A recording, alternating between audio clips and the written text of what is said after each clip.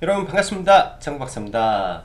다들 즐거운 주말 보내시고 계십니까? 네, 3월이 들면서 날씨가 굉장히 많이 좋아지고 화창한 날씨가 연속되고 있는 것 같습니다. 기나긴 추웠던 겨울도 끝나고 네, 봄이 왔는데 우리네 주식시장도 네, 활발하게 그 양봉의 기운이 가득한 다음 한 주가 되었으면 합니다. 날씨는 참 좋은데 참 미세먼지가 여전히 많은 것 같네요. 지금은 그런 미세먼지가 그렇게 시장에 부각이 안 되고 있지만은 네, 조만간 제 생각에는 미세먼지 관련해서도 어, 9시 뉴스에 대문짝만하게 나올 시기가 얼마 남지 않았다라고 생각을 합니다. 이런 거는 계절적 투자의 아이디어이기 때문에 또 겨울에 밀짚 모자를 사듯이 미세먼지 관련주도 투자의 아이디어로 한번 사용해 보시면 좋을 것 같네요. 자, 그럼 바로 시황 들어가도록 하죠. 전주 국내 증시 연 이틀 동안 외국인의 연속된 매수에 힘입어서 큰 폭의 상승을 이어오고 있습니다.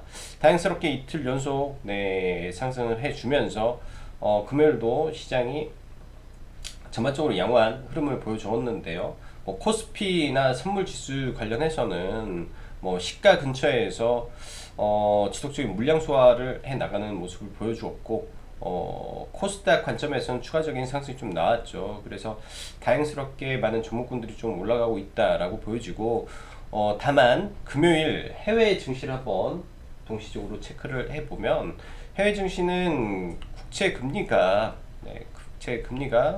다시 대폭 상승을 하다 보니까 큰 폭으로 또 올랐죠. 보면 30분봉으로 보면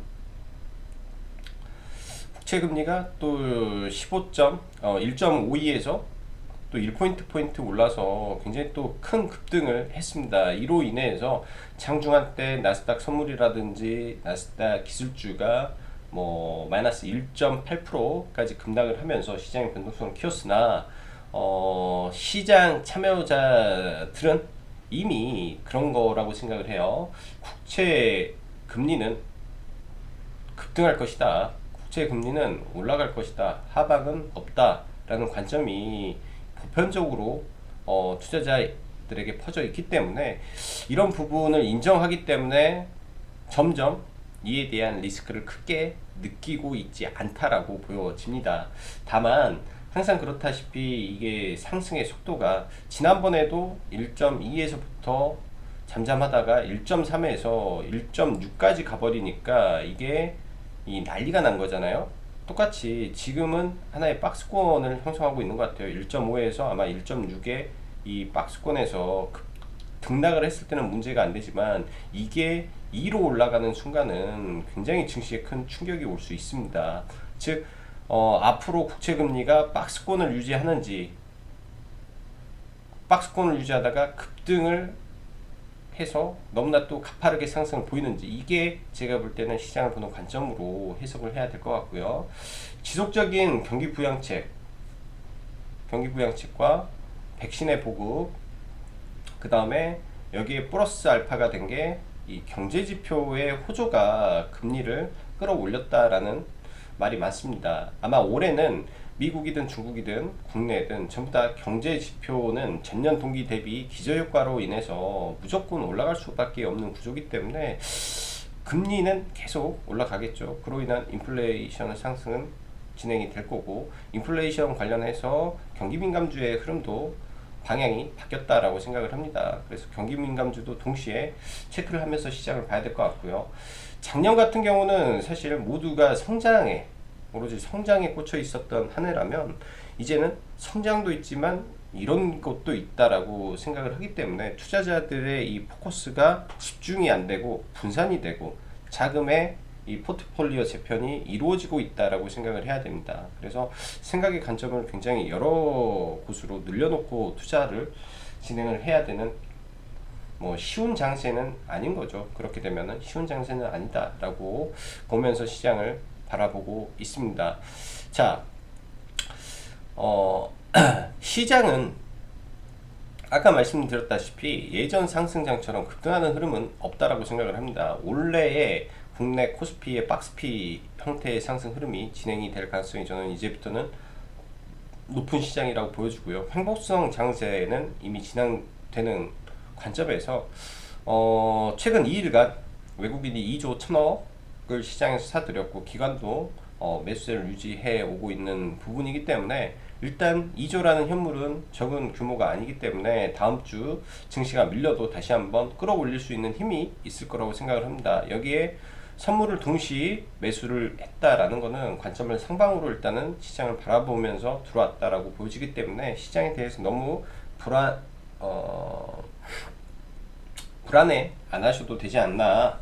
너무 비관적인 것보다는 일단은 기본적인 반등이 나온 이후를 반등이 완벽하게 나온 이유를 대비하는 게 저는 더 낫다라고 생각을 하고요. FOMC 회의가 이번 주 목요일 16일 날 진행이 되죠. 16일이면 화요일이네요. 그럼 수요일 정도 국내에 반영이 되겠네. 이때 지금 현재 FOMC 관련 인사들이 블랙아웃 시즌이기 때문에 전혀 국채라든지 인플레이션이라든지에 대한 부분에서 코멘트가 없는 중입니다. 하나, 이미 국채 금리가 지속적으로 급등을 하고 있기 때문에 조심스럽게 예상을 하는데 코멘트가 나올 거로 생각이 되고요. 나온 이후 시장이 더 추가적으로 반등을 했을 때는 미국의 선물 옵션 동시 만기가 또 이번 주 금요일에 진행이 됩니다. 선물 옵션 만기 동시 만기는 사실 우려도 있지만 이거는 누구도 예측하기 어려운 하나의 부분이라 변동성이 어디로 튈지 모릅니다. 이제 이런 말이 나온 이유가 과거에 도이치뱅크 사태라든지 1년에 이제 동시효과에 급등을 시켜버릴 때도 있고 동시효과 직전에 급락을 시켜버릴 때도 있는데 이런 부분이 이제 동시 만기일에 진행이 될지 아니면 그 전에 만기일 전에 위든 아래든 변동성을 줄지. 그래서 나스닥이 주 후반 되면은 굉장히 그러니까 미 증시가 굉장히 막 파도를 칠 가능성이 높다라고 보여집니다. 자, 시장 바라보면 금요일도 친환경 섹터가 굉장히 강했어요. 바이든의 경기 부양책 통과 이후에 바이든의 이 정책 모멘텀이 시장에 부각되면서 정책적인 이 부분으로 2차 랠리를 진행하는 듯한 느낌이 좀 들고요. 그래서 친환경 섹터 많이 조정을 받았기 때문에 움직인다라고 보여지고 이번 반등 이후 재차 눌렸을 때 재차 눌렸을 때 한번 관점을 잡아봐야 될 걸로 생각이 되고요. 금요일 국내 시장을 가장 뜨겁게 달궜던 거는 다름 아닌 쿠팡 100조 잭팟과 동시에 사실 쿠팡의 잭팟을 치고 나서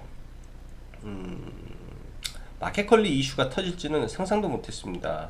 동시에 마켓컬리가 연내 나스닥 상장을 진행을 해보겠다 하는데 그런 이슈가 시장에 붙으면서 이 떨어져야 될 종목군들이 식품주 위주로 굉장히 강세를 보였죠. 흥국 F&B라든지 관련해서 KC피드 등등 해가지고 서울식품까지 식품주 위주의 강세가 좀 시장에 강하게 나왔다라고 보여집니다.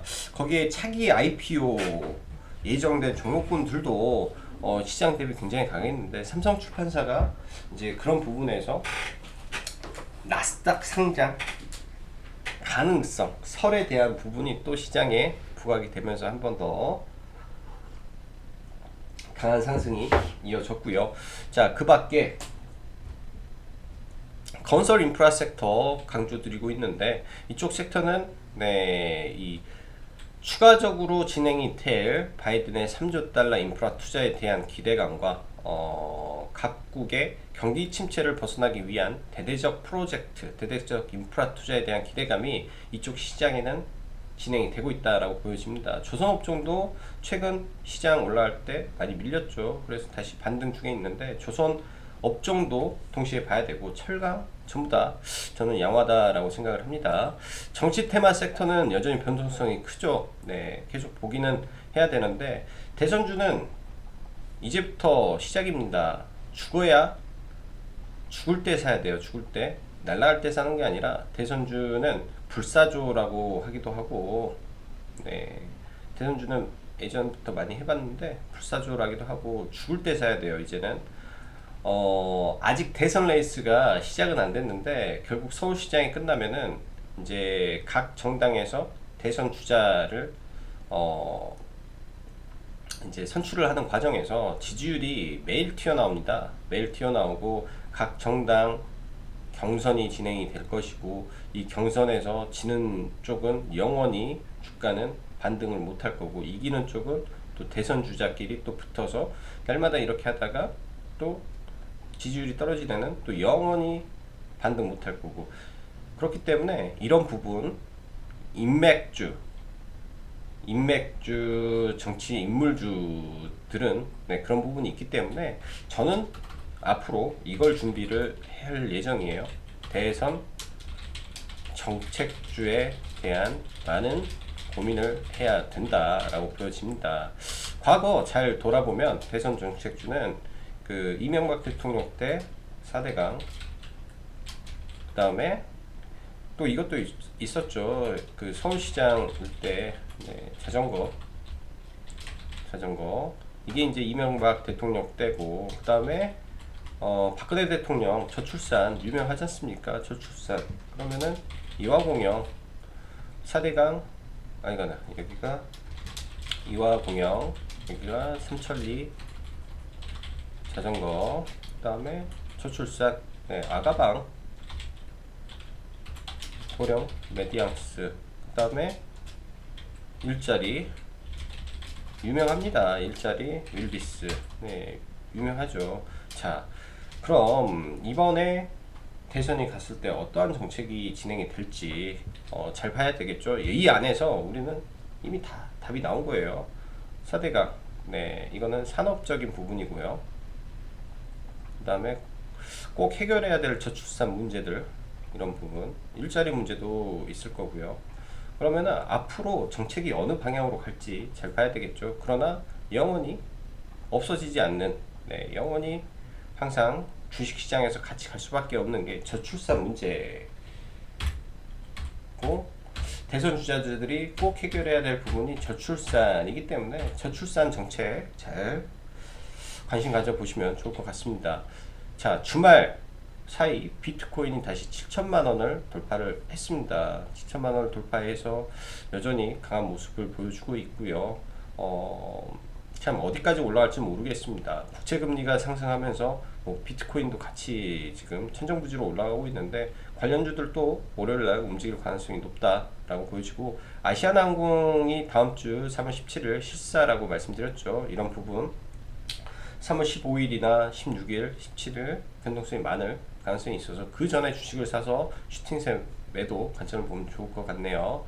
자, 시장 수급을 한번 보고 넘어가 보면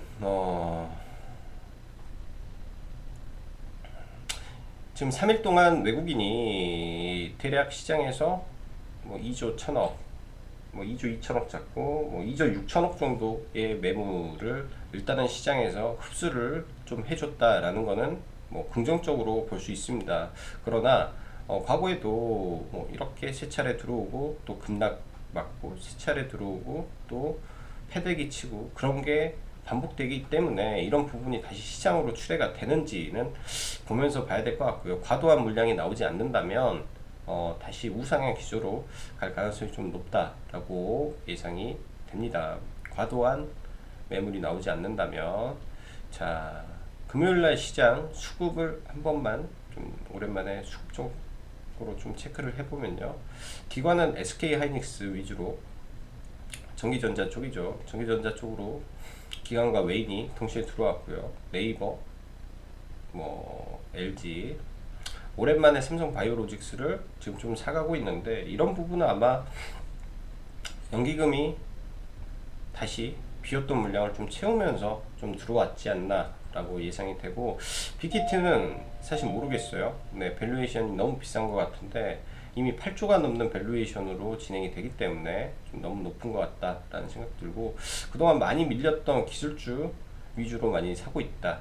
좀 특이한 거는 연속적인 수급이 진행이 되고 있는 종목군들을 봐야 되는데 조선 섹터 연속적인 수급 진행이 되고 있고 건설 건설도 수급이 그렇게 나쁘지 않은 모습이고요. 코스맥스 수급 괜찮죠. 수급의 방향이 바뀐 시점부터 수급이 특별히 빠져나간 적이 없다라고 보여지고, 뭐 이런 뭐 하나 솔루션이라든지 제가 봤을 때는 반짝 수급이라고 생각이 되는 부분이고, 포스코 인터내셔널 수급 여전히 좋아요. 포스코 인터내셔널도 얘네들은 기관이 지켜주는 애들이구나 라고 보여주고, 동국제가 기관 특히 연기금에서 쉬지 않고 들어오는 모습, 그리고 이 월봉에서의 이 매물대를 지난달에 돌파하고 이번 달에 눌렸죠. 월봉 기준에서 상방으로 바뀌는 과정인데, 일단 월봉의 이 저항대를 어떻게 뚫을지 한 번에 못 뚫기 때문에 이 저항을 월봉상에 만났다라고 보여주고요. 주봉상에서는 저항을 일단은 돌파해서 동국제강도 추세 상승이 일어나는지 체크를 해봐야 될 것 같습니다. 코스피 외국인 기준에서 이렇게만 돌려보면 수급을 전반적으로 그렇게 좋은 건 아닌 것 같아요. 그렇게 좋은 건 아닌 것 같고, LG화학이 그나마 가장 최근에 좋았던 부분인데 충분히 반등이 다 나와버렸고, HMM 계속 외국인이 누적 수급으로 보면 2,500억을 사면서, 여기까지 봐야겠죠. 이렇게 2,500억을 사면서 외국인이 끌어올리는, 주포가 외국인이다 라고 좀 보여지고요. 금융주 섹터도 시장 대비 지금 수급이 좋은 섹터다 라고 볼 수 있겠죠. 대형주 기준에서의 수급 관점은 조선주 중에 한국조선해양, 그러면 나머지 좀 시총이 낮은 조선을 볼 수도 있다 라고 봐야 될 것 같고, 그 다음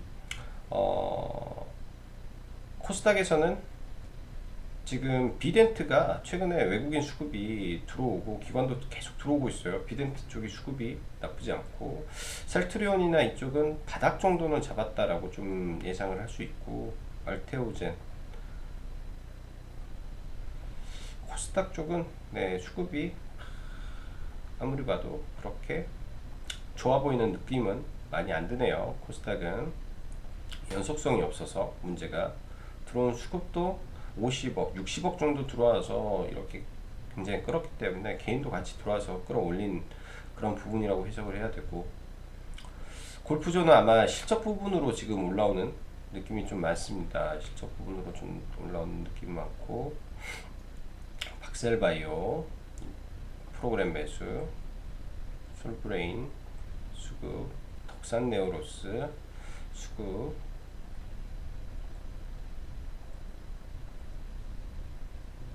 에이스토리, 인크로스,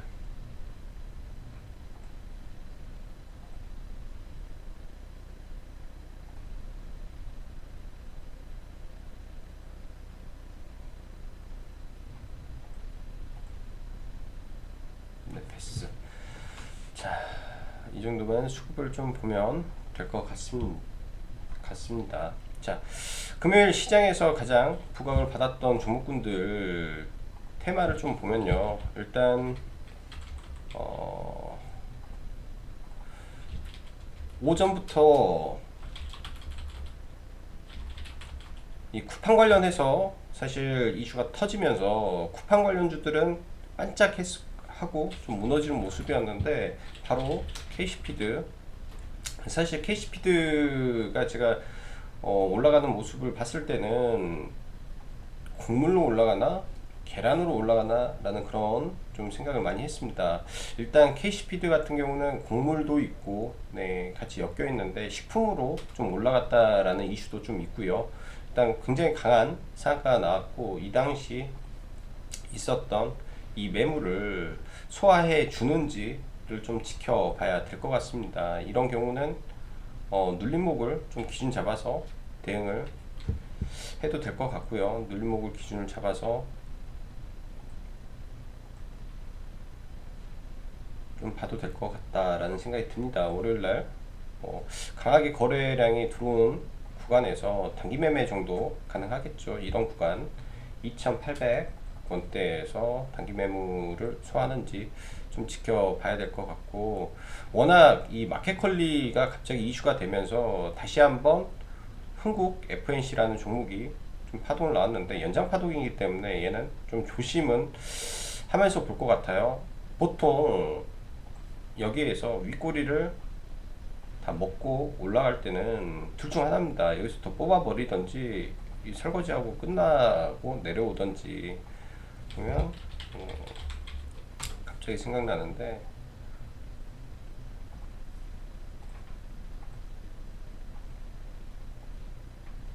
이 마지막 파동을 돌파시키고 이렇게 해서 쌍봉 만들 때가 제일 위험하니까 어떻게 뻗는지 좀 봐봐야 될 것 같아요.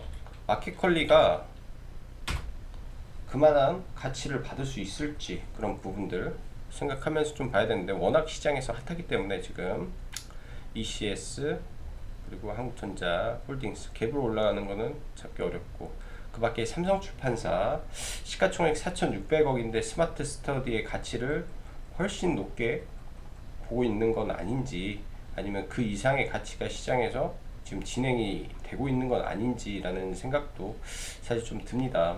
항상 볼 때 어떤 게 중요하냐면, 이런 거래 대금의 신고가가 나오면서 지금 올라가는지가 중요한데, 삼성출판사 같은 경우는 완전히 거래 대금 측면에서 신고가를 내면서 올라갔죠. 거래 대금이 신고가 나왔기 때문에 이 종목도 여기에서 일단 추가 상승이 진행이 돼버릴 수도 있겠다라는 생각을 합니다.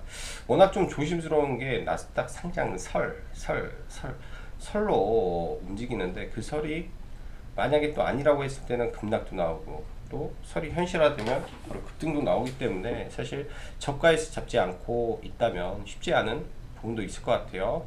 자, 그 밖에 야놀자도 지금 장외 시장에서 굉장히 높은 밸류를 받고 있다 하죠. 야놀자 관련해서 아주아이비 투자 그리고 SBI 인베스트먼트 좋은 흐름 보여주고 있고, DPC가 그랩의 스틱 인베스트 100% 자회사죠. 2억 달러면 2천억을 그랩에 투자를 했는데, 지금 예상 밸류가 45조라고 합니다.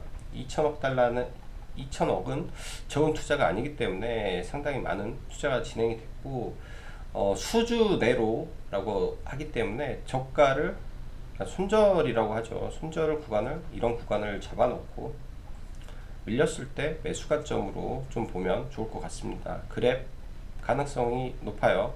일단은 뭐 쿠팡과 마켓컬리의 차이점은, 쿠팡은 손정희의 비전 펀드가 있었기 때문에 가능했다. 근데 마켓컬리도 골드만삭스 애널리스트 출신의 대표가 지금 회사를 운영하고 있어서 상장은 어찌했든 시킬 수 있는 능력을 가진 대표이사다.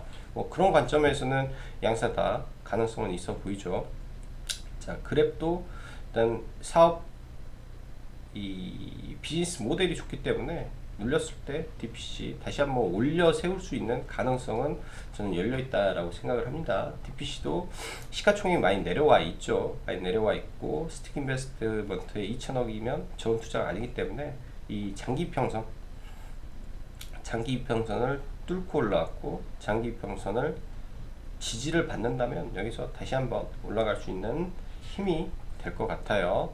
그 밖에 IPO 관련주로 뭐 크래프튼 진행이 되는데, 얘는 감사 보고서를 제출하는지 저는 좀 꼭 체크를 해보고 싶고, 예스24 카카오뱅크가 올해 연말 정도 상장 예정이라고 하죠. 일단 저는 카카오뱅크를 이 자리를 계속 기다리고 있습니다. 개인적으로는 이 자리를 기다리고 있는데 아직 내려오지가 않아요. 이 자리 오면 이렇게 중기 투자를 충분히 할 수 있는 자리고, 시장에서 시세를 바꿔놓은 이 기준봉의 자리가 그 자리이기 때문에 이 자리 항상 기다리고 보고 있습니다.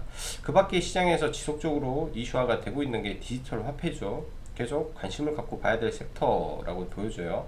KCT라든지, KCT도 상한가를 가고 많이 밀렸다가 내려왔네요. 거의 하단까지.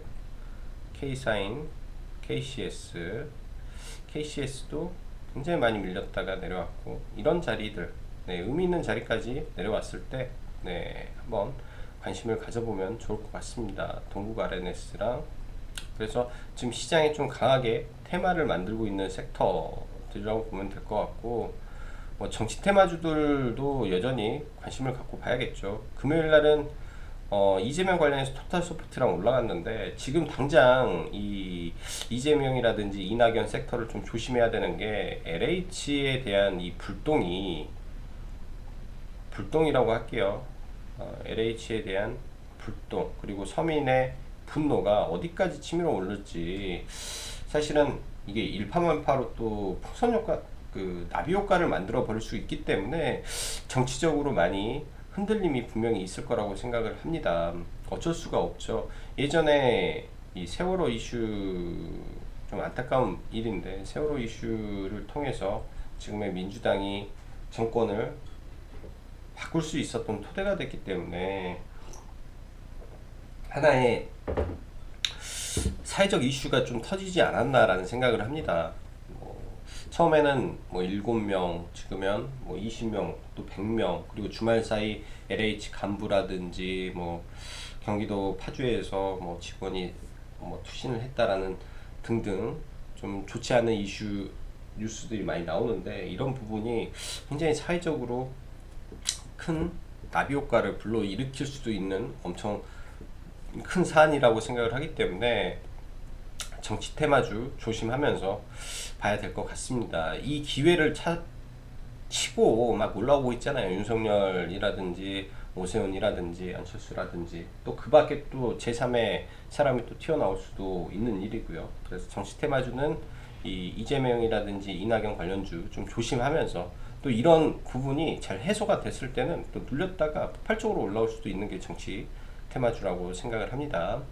자, 건설 섹터 보면 지금 현대건설기기가 목요일날 거래량 튀우고 아직도 안정적이라고 보여지네요. 저는 눌리면 적극 매수 관점으로 보겠습니다. 주도주가 탄생했다라고 생각을 하고요. 인프라 투자의 주도주가 나왔습니다. 추세 상승 가능성이 높다.